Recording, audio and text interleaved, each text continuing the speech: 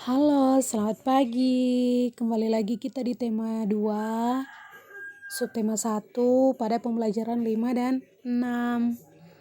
Nah, di sini anak-anak boleh terang amati ada gambar bapak-bapak yang sedang apa? Menjemur ikan. Nah, kali yang lalu orang belajar tentang sumber daya alam yaitu tanaman jagung yang berasal dari bidang pertanian. Selain itu juga Indonesia kaya dengan sumber daya alam laut. Salah satunya adalah ikan. Nah, tahukah kamu sumber energi yang digunakan untuk mengeringkan ikan? Kalau orang mesti keringkan ini ikan ini, tentunya ini bapak ini dia membutuhkan apa? Sumber energi matahari tentunya. Nah, tahukah kamu bahwa Indonesia merupakan salah satu negara kepulauan terbesar di dunia? Iya, orang banyak sekali pulau-pulau, baik pulau-pulau besar maupun pulau-pulau kecil. Torang kota ada berapa? 50. Ada berapa? Torang di Indonesia ada 5 pulau besar. Ada yang tahu yang bisa sebutkan? Mulai dari torang dulu, torang ada menginjakan kaki di pulau Sulawesi. Ada pulau Sulawesi. Ini 5 pulau besar ya. Sulawesi, pulau apa lagi? Sumatera, Kalimantan, Jawa, dan Papua. Nah, banyak sekali sumber daya alam yang dapat dimanfaatkan. Karena ini sumber daya alam ini sangat tinggi nilai ekonomisnya. Nah, di sini anak-anak tentu ada salah satu contohnya adalah Banyuwangi. Panjang garis pantai kabupaten yang berada paling ujung timur Pulau Jawa ini sekitar 175 km. Dengan potensi besarnya, Banyuwangi konsisten menjadi penghasil ikan laut terbesar setelah Bagan Siapi Api. Dan bahkan hingga kini masih terus mendominasi hasil perikanan di Indonesia.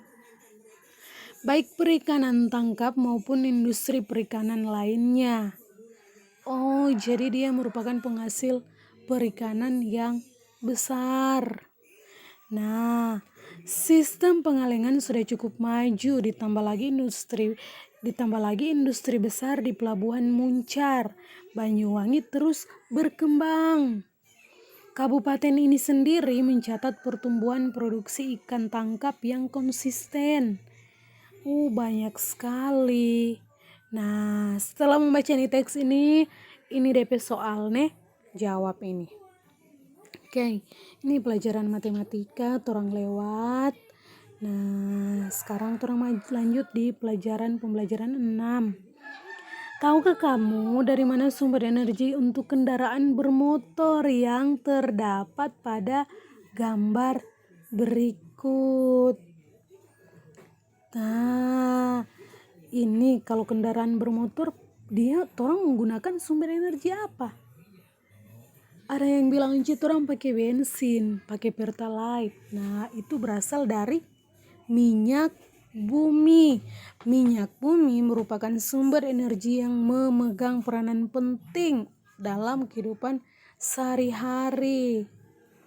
Banyak sekali orang beraktivitas, orang berrutinitas yang membutuhkan dukungan dari minyak bumi. Oke.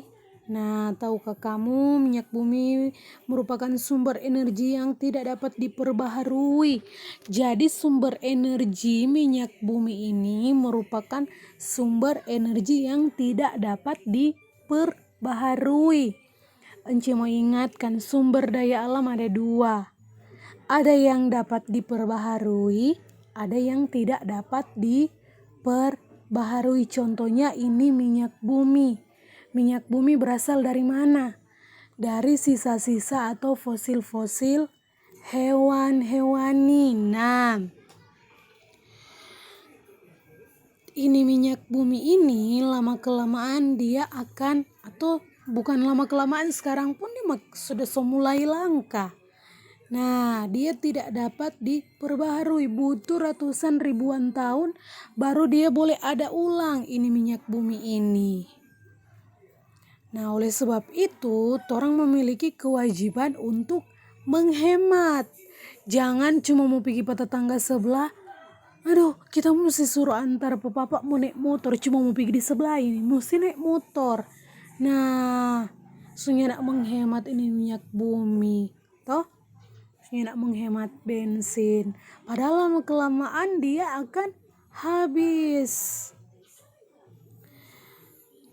Nah, minyak bumi merupakan salah satu sumber energi. Kita sebagai warga negara mempunyai hak untuk memanfaatkan minyak bumi dalam mendukung aktivitas sehari-hari. Orang mau kemana-mana, orang menggunakan kendaraan, orang perlu minyak bumi. Membawa mobil, membawa motor, mesti ada bensin, mesti ada pertalite. Nah, kira-kira kalau pesawat dia menggunakan bahan bakar apa? Ayo. Kalau pesawat menggunakan bahan bakar aftur. Jadi DP nama aftur nih. Nah, di sisi lain kita juga mempunyai kewajiban untuk menghemat penggunaan minyak bumi. Jadi, orang memiliki hak untuk mempunyai ini, tapi juga orang ada kewajiban. Orang punya kewajiban mau menghemat. Nah, minyak bumi merupakan sumber energi yang tidak dapat diperbaharui karena prosesnya, Nji so bilang tadi, butuh dari tahun ke tahun dia baru ada, sedangkan dari tahun ke tahun terus mengalami penurunan DP ketersediaannya. Dengan semakin langkanya persediaan minyak bumi, pemerintah mengimbau setiap warga negara untuk menggunakan minyak bumi secara bijak.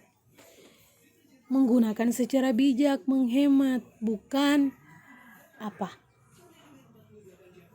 Terserah orang mau gunakan. Nah, di sini ada pertanyaannya. Nanti sebentar ini boleh dijawab. Oke, ini pelajaran PJOK orang lewat ya.